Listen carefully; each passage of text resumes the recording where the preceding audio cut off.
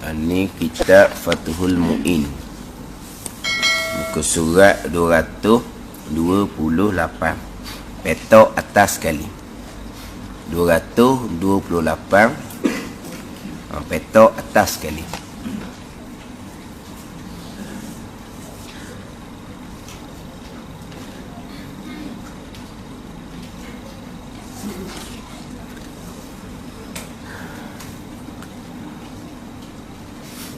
Qala al-muallifu rahimahullahu ta'ala wa nafa'ana bi'ulumihi amin wa yaqta'u lil ijabati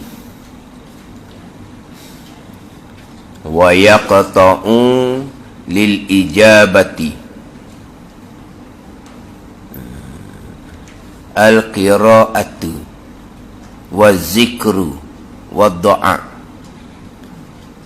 yang membolehkan tidak menjawab azan iqamah adalah kerana sedang di tengah membaca Quran, zikir atau sedang berdoa. Jadi terjemahan ni kena baiki tu, terjemahan tu salah tu. Yang membolehkan tidak menjawab azan iqamah adalah kerana sedang di tengah membaca Quran, zikir atau sedang berdoa. Maknanya sunat jawab azan dan iqamah. Yang boleh tak jawabnya kalau kita sedang ngaji Quran. Tak kena gitu. Terjemahan tu tak betul. Pandai ni. Sekarang ni pembicaraan berkaitan dengan sunat bagi orang yang mendengar azan dan iqamah menjawab akan azan dan iqamah. Kemudian di sini yang membolehkan tidak menjawab azan. Gitu. Yang membolehkan tidak menjawab azan. Iqamah adalah kerana sedang di tengah membaca Quran, zikir atau sedang berdoa. Ni hak yang membolehkan tidak menjawab. Dah. Dia nak sini ni wa yuqta'u lil ijabati al qiraati, maka dipotong lil ijabati kerana nak jawab azan dan iqamah, dipotong akan al qiraatu akan bacaan, wa zikru akan zikir, wa doa akan doa. Maknanya kena berhenti kalau sedang ngaji Quran tu, kena berhenti kalau sedang berzikir, kena berhenti kalau sedang berdoa. Bukan di sini yang membolehkan tidak menjawab azan, makna kita sedang ngaji Quran. Tak apalah tak jawab pun, teruskan ngaji Quran. Dok, sunat kena berhenti situ.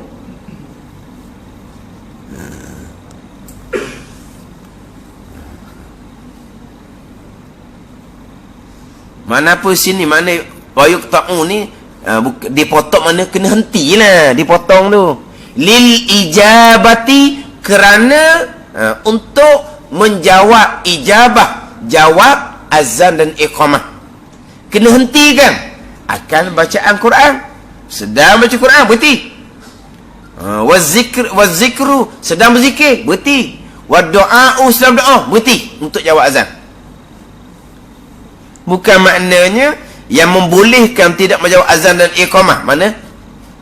Ni tak apa tak jawab pun, sebab tidak jawab azan dan iqamah tu makruh. Ni boleh ni. Ni boleh. Boleh mana pun ni. Kerana sedang di tengah membaca Quran. Jauh tu. Di sini bukan kata yang membolehkan tidak menjawab azan dan iqamah. Dia kena berhenti, kena potong. Quran kena berhenti, kalau zikir kena berhenti. Kalaulah kata sedang berdoa pun kena henti.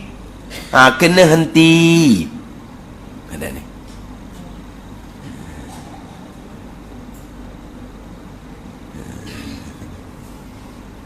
Ada ni.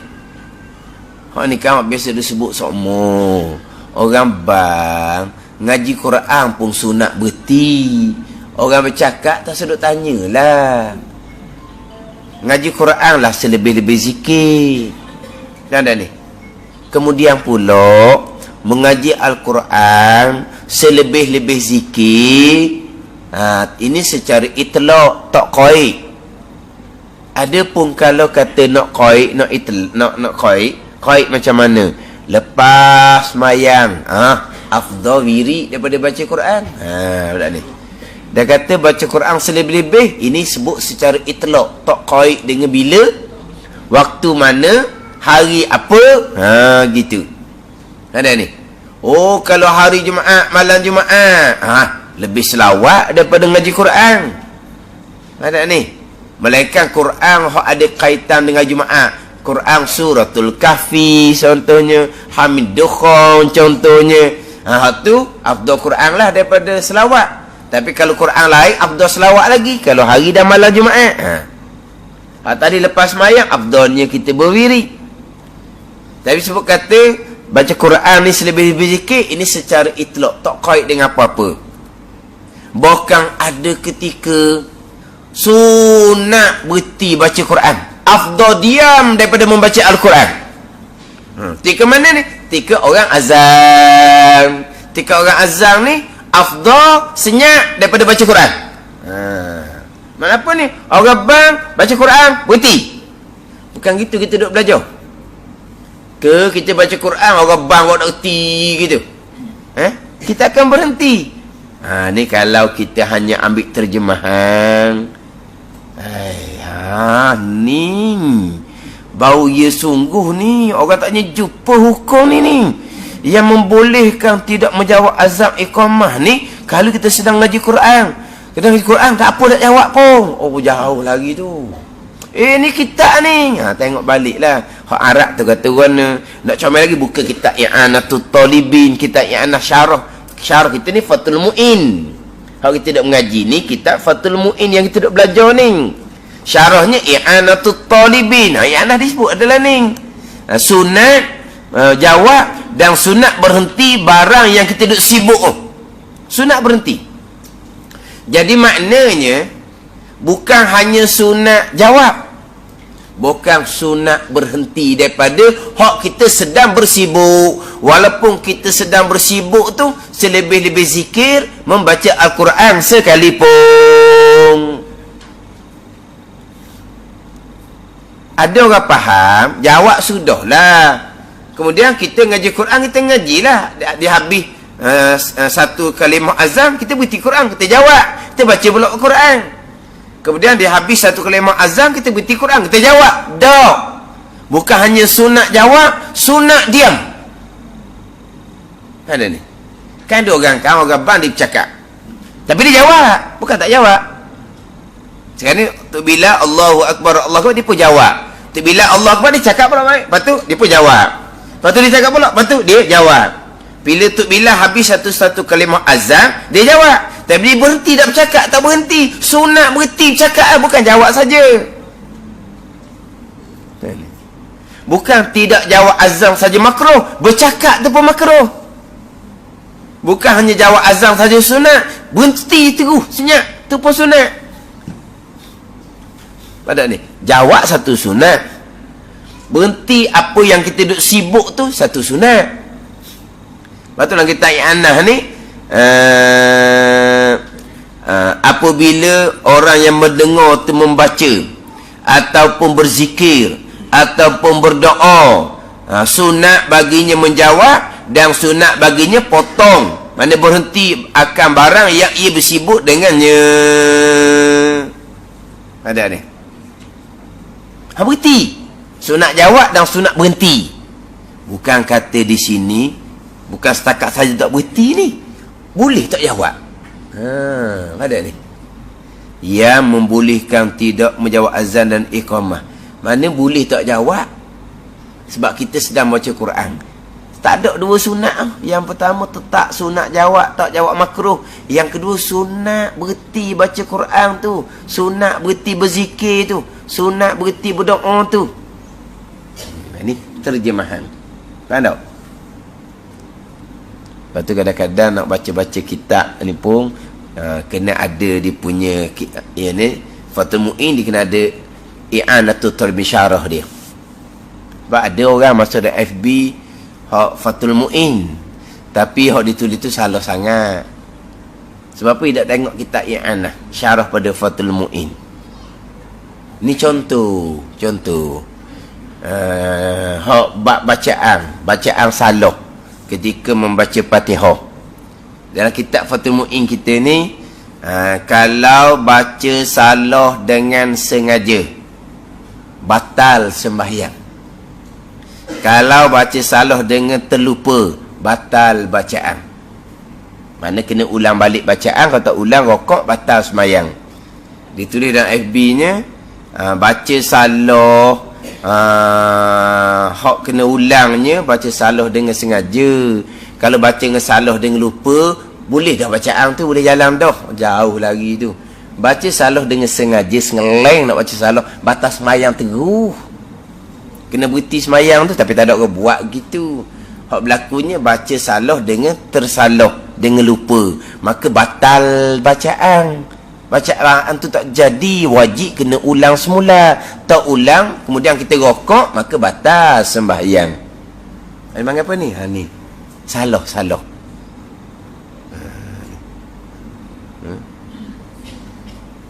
Ni pula ambil terjemahan ni, tu kena baiki tu.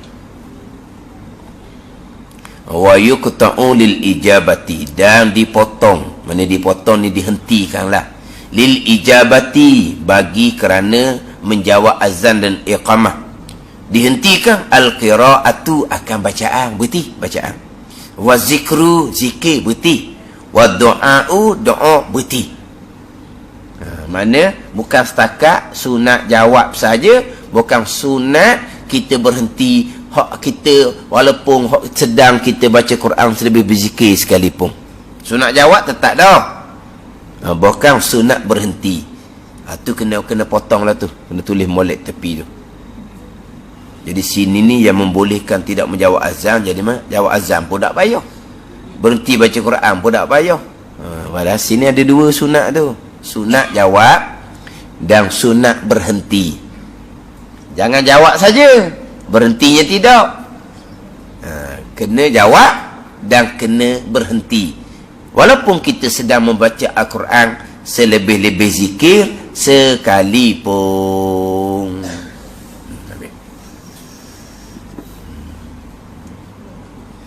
Dia terjemahan lah. Kita kena tengok hak asal tu, hak Arab. Tengok asal, tengok hak Arab.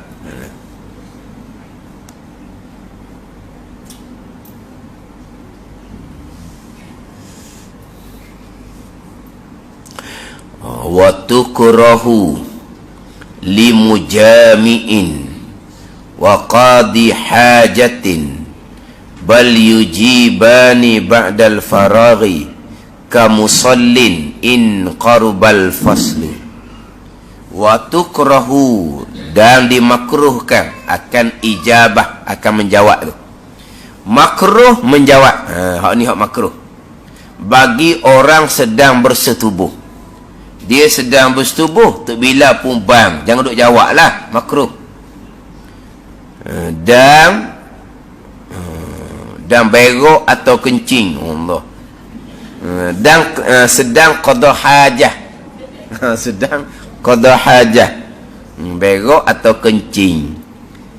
Makruh bagi orang yang sedang bersetubuh dan orang qada hajah, makruh jawab azan. Namun mereka agar menjawabnya setelah selesai.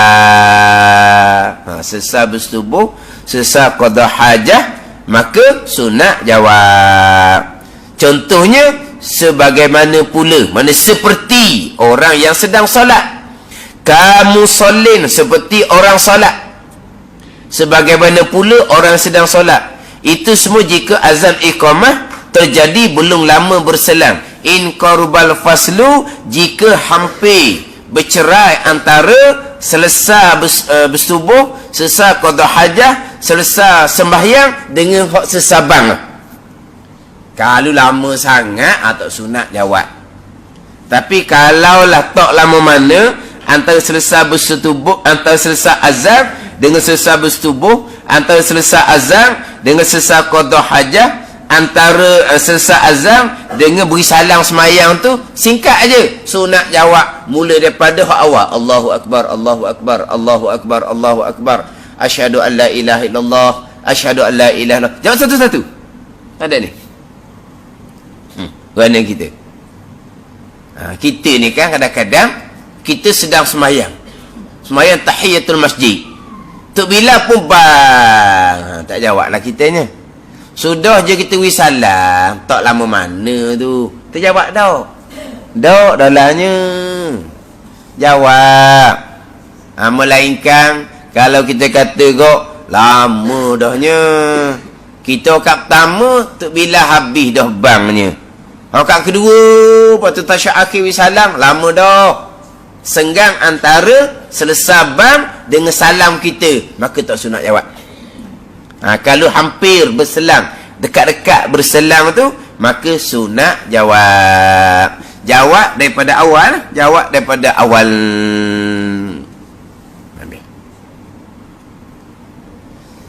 Kemudian hak berkaitan dengan qada hajah. Dia qada hajah kita terdahulu. Adapun ketika istinja sunat jawab. Kita qada hajah jangan jawab. Mana ni? Ketika qada hajah jangan jawab. Ketika istinja sunat jawab. Tapi macam Pak cerita dululah, istinja bukan dalam tanda. Istinja bukan dalam tanda. Kalau istinja dalam tanda, makruh jawab kerana tanda. Tapi sini tak sebut bab tanda sini. Dia ada sebut bab qada hajah. Qada hajah tidak semestinya dalam tanda. Orang dulu qada hajat dalam hutang. Pada ni. Dia masuk hutang, dia qada hajat dalam hutang, bukan di tanda. Bukan dalam tanda. Tiba-tiba bunyi orang bang. Tak sunat jawab sebab sedang qada hajah. Adapun bukan sama juga hukum dia kalau duduk dalam tanda, bukan qada hajah. Contohnya kita baiki hak tanda rosak. Kita duduk dalam tanda, baiki. Orang pun bang. Tak sunat jawab juga. Walaupun kita bukan qada hajah, kerana kita duduk dalam tanda, yang mana tak sunat berzikir ketika itu bukan dimakruhkan. Mana ni? Jadi hak makruh jawabnya qada hajah satu, dalam tanda satu. Qada hajah dengan tanda ni dia tidak berlazimah dua ni. Ada orang qada hajah di padang, bukan tanda.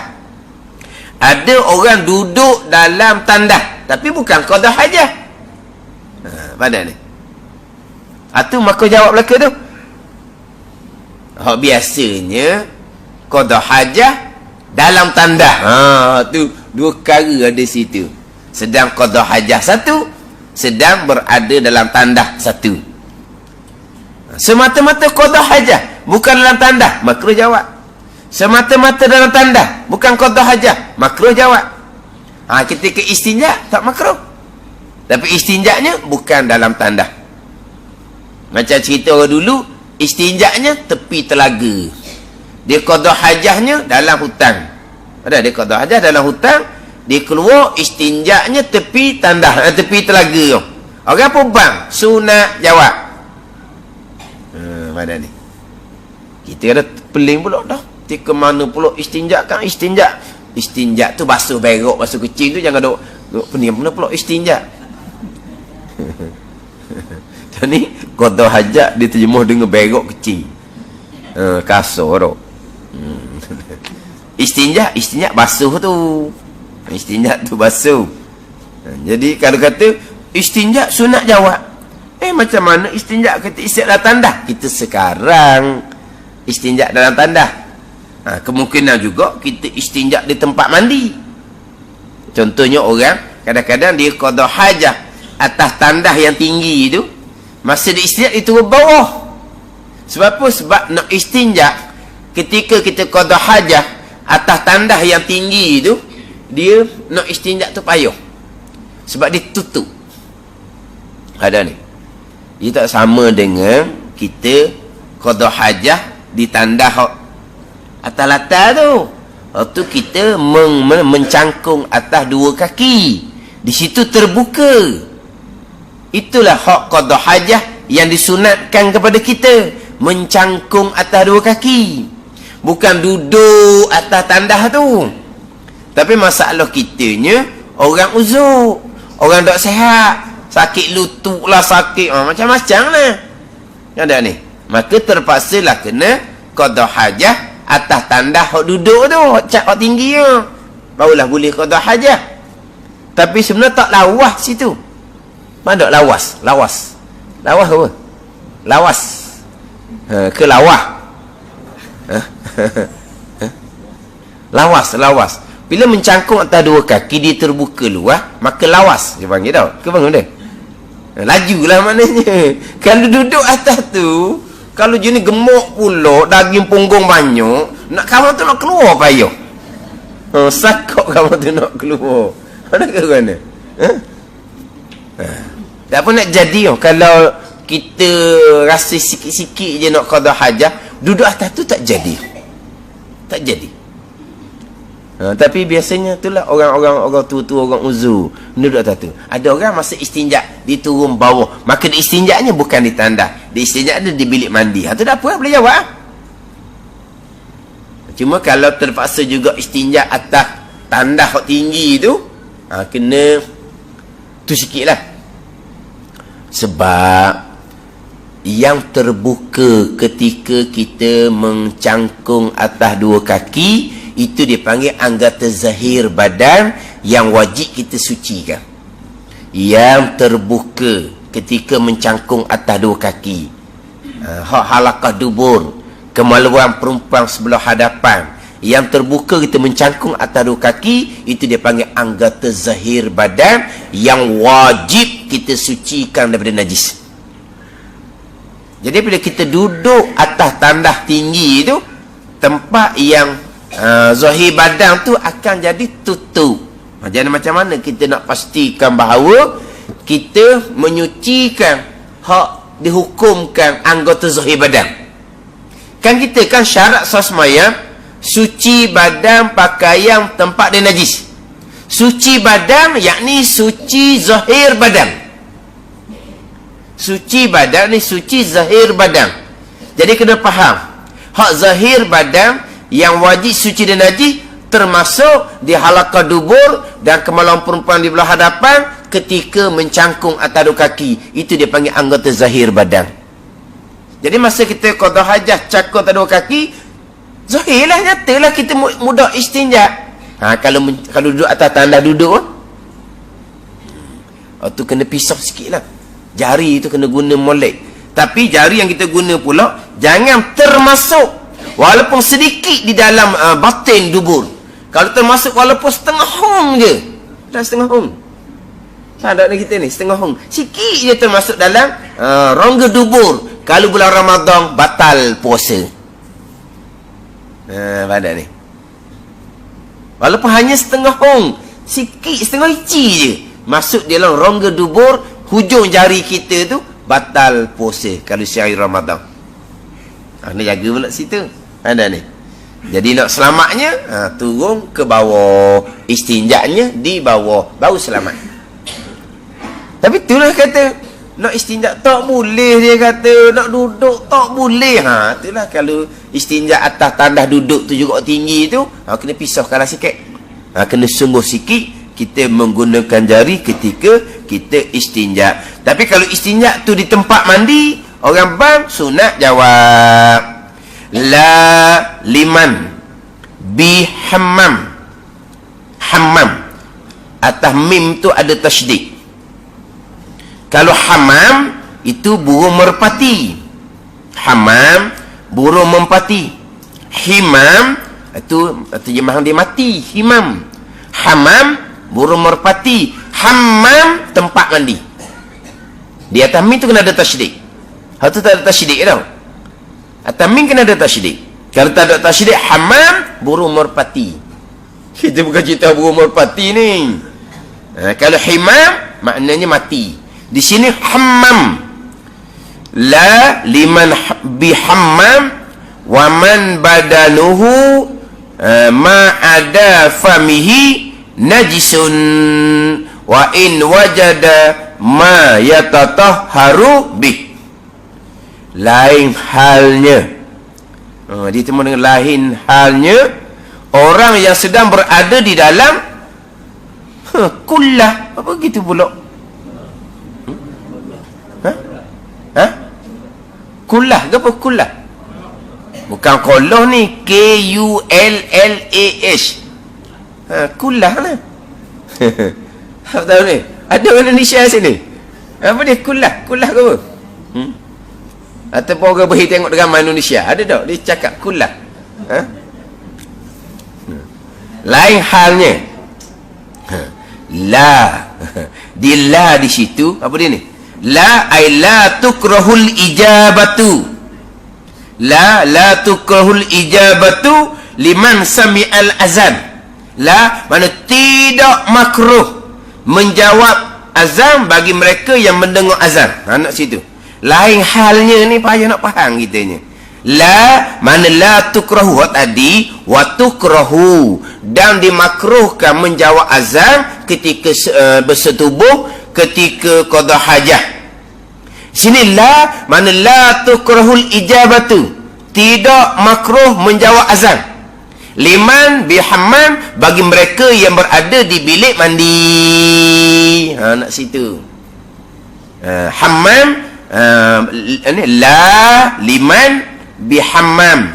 La mana la tukrahul ijabatu, tidak dimakruhkan menjawab azan, bahkan disunatkan menjawab azan liman, bagi mereka bihammam, yang berada di hammam, bilik mandi, tempat mandi.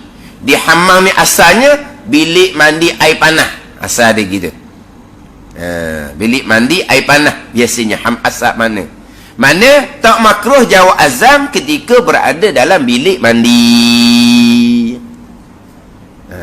Kemudian dulu cerita dah berkaitan dengan di mana kau tandas, di mana kau bilik mandi. Tandas tempat yang disediakan untuk qada hajah. Bilik mandi tempat mandi lah. Walaupun antara tempat qada hajah dengan tempat mandi tak ada dinding, tak ada isu. Tandas adalah tempat al-makanul mu'addu liqada'il hajah, itu tandas. Tempat yang disediakan untuk qada hajah, hukumnya tandas. Wa illam yakun fi bunyanin, sekalipun bukan dalam binaan. Tak ada dinding, tak ada pintu, tak ada tiang, tak ada atap. Tapi tempat tu untuk qada hajah. Yang dulu saya biasa buat contohnya, diwak gerai tepi sungai. Diwak gerai tepi sungai, tempat untuk qada hajah. Mula-mulanya dibubuhlah dinding dengan guni. Lama-lama guni tu pun hancur. Jadi pun tak ganti guni lain. Sebab dinding guni untuk menghalang orang melihat aurah. Tiba-tiba di sungai tu, dalam kebun dia tak ada orang. Maka dia pun tak bubuh guni baru. Tandas ke tak? Tandas. Tak ada dinding, tak ada tiang, tak ada pintu, tak ada atap, tak ada atap, tak ada. Tandas tempat yang disediakan untuk qada hajah. Untuk qada hajah ke tak tegak tu? Untuk qada hajah. Tandas ni. Ni tak kena tandas ni, kena ada dinding, kena ada pintu. Dah. Tak syarat tu. Akhirnya dihukum tandas termasuk di hammam, di tempat mandi. Hok pelik laginya, akhirnya dibuh langsir. Buh langsir antara tandas dengan tempat mandi. Susah pula ustaz cucu duk main pula sebab pelik. Rumah dia tak ada di KL, rumah tak motok je ada langsir di tempat mandi, tempat tandas. Rumah tok je ada. Rumah dia di KL tak ada. Jadi apabila rumah tok je ada langsir tu, budak benda pelik dia main. Dah kenapa tok ni buh langsir benar? Sebab nak jadi tempat mandi tu bukan tandas, kena bolasi. Ada syarat. Ada syarat tu. Bolasi benar. Hammam tempat mandi. Tempat mandi tidak dimakruhkan menjawab azan. Orang yang badannya selain daripada mulut terkena najis, sekalipun terdapat sarana bersucinya, mereka kedua-dua, mereka dalam bilik mandi dan mereka ada najis, tidak makruh menjawab azan dan iqamah. Dia gini, kalau di tubuh kita ni ada najis, tapi selain daripada mulut, sekalipun ada air yang boleh digunakan untuk kita menyucikan najis, tubuh kita ni penuh dengan najis. Orang bang, sunat kita jawab. Sunat kita jawab. Adapun kalau dalam mulut kita ada najis, makruh kita jawab azam. Contohnya, gusi kita berdarah, dalam mulut kita ada najis, kita kena ludah air liur dalam mulut kita bagi jadi jenis, kita kena berkomor dengan air mutlak, mulut kita suci, barulah sunat kita jawab azam. Tapi kalau najis tu ada di atas tubuh yang lain, tidak dimakruhkan kita jawab azam. Kita masih lagi disunatkan jawab azam. Melainkan kalau kata dalam mulut tu ada najis, kita kena bersih dulu mulut badan ni. Mana kalau gusi kita berdarah, orang bang tak jawab kitanya.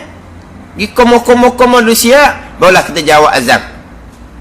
Tapi kalau kata kita selesai komor, azam tu tengah dah, kita jawab daripada mula-mula, bukan jawab tengah tu. Kan sebut dah sebelum ni kan. Kita kalau dengar bang tu tengah, kita sunat jawab daripada awal. Kita dengar bang di awal, kita sunat jawab sampai ke sudah.